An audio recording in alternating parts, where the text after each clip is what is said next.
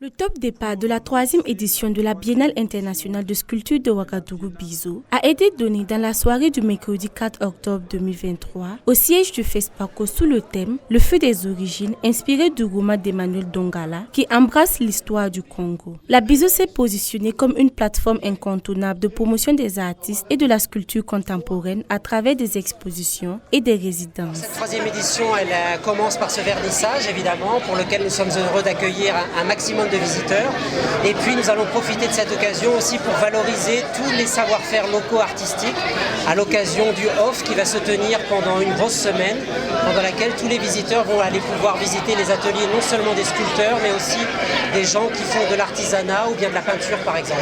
On s'est rendu compte que ce médium n'était pas représenté sur le continent et on a voulu donner la voix, la possibilité aux artistes africains et sa diaspora de s'exprimer, de produire de la pensée artistique et pour le bonheur des amoureux de l'art. Les personnalités présentes à cette 3e édition ont salué la qualité de la créativité des artistes. Je suis forcément émerveillé après une telle visite qui nous permet de voir de très belles œuvres qui non seulement sont de qualité mais aussi véhiculent un langage qui donne les valeurs africaines.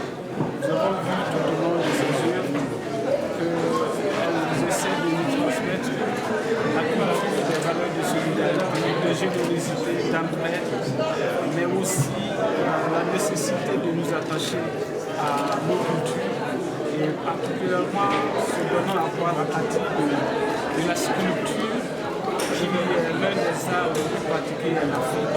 Nous voulons que nous en accueillir et saluer le fait que cette biennale se tienne à Ouagadougou dans des circonstances qui ne sont pas forcément les meilleures, mais qui relèvent de fort belles manières la résilience dont fait montre le peuple burkinabé. Le point d'honneur que moi je relève de cette exposition, c'est le brassage culturel. Voilà, je pense que la résidence a mobilisé plus d'une dizaine de nationalités. Et ça, c'est une initiative vraiment à saluer. Parce que chacun a appris et franchement, c'est ce que je relève d'impressionnant comme touche spéciale de cette exposition. Une vingtaine d'artistes ont présenté leur création après 4 semaines de résidence artistique et d'échange de connaissances. Le mélange avec les artistes, la collaboration, et en fait ça a été une collaboration qui s'est faite beaucoup par une transmission de leur côté et des envies du mien, sachant que pour moi, en présentant en tout cas mon dossier, ce que je voulais proposer c'était en premier temps les broderies donc de raffia et venir les accompagner de quelque chose qui serait de la 3D, qui serait quelque chose qui pourrait créer un espace plus global sans être un espace qui se contient au mur. Donc comment créer un espace qui vient être un espace de circulation. Donc cette collaboration s'est très bien passée dans le sens où les artisans artistes au fond aussi c'est vraiment ça, comprennent la vision, on arrive à échanger de ce côté-là et de leur côté c'est une transmission de savoir-faire, un accompagnement du début jusqu'à la fin.